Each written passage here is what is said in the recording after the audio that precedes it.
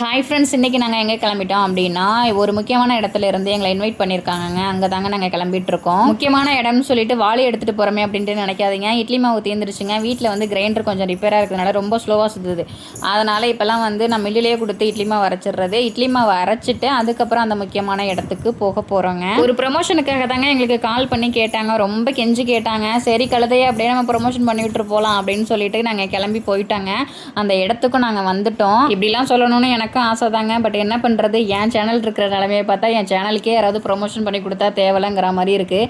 அந்தளவுக்கு வியூஸுமே சப்ஸ்கிரைபருமே ரொம்ப கேவலமாக தான் போய்கிட்டு இருக்கு. அப்புறம் எதுக்கு இங்கே வந்த அப்படின்னு சொல்லிட்டு நீங்கள் கேட்குறது நல்லாவே புரியுது. கேஸ் ஸ்டவ் வாங்கிறதுக்காக தாங்க வந்தோம். கேஸ் ஸ்டவ் வந்து எங்கள் வீட்டில் இருந்தது. காலையில் சிறப்பான ஒரு சம்பவத்தை பண்ணி விட்டுடுச்சு.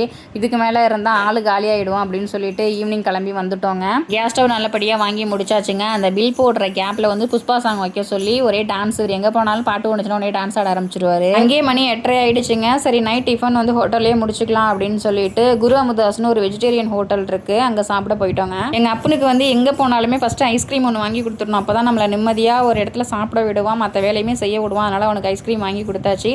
அதுக்கப்புறம் நாங்கள் வந்து ஆளுக்கு ஒரு பரோட்டா ஆர்டர் பண்ணிக்கிட்டு ஒரு மஷ்ரூம் பிரியாணி சொல்லியிருந்தோம். மஷ்ரூம் பிரியாணி இங்கே செம்ம டேஸ்ட்டாக இருக்குங்க. லாஸ்ட் டைம் சாப்பிட்டோம், அந்த டேஸ்ட்டில் தான் ஆர்டர் பண்ணோம். பட் வந்து ரொம்ப ஏமாற்றம். போன டைம் இருந்த அந்த டேஸ்ட் இந்த டைம் இல்லை.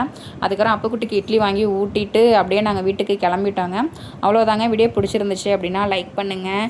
ஓகே, தேங்க்யூ, பாய்.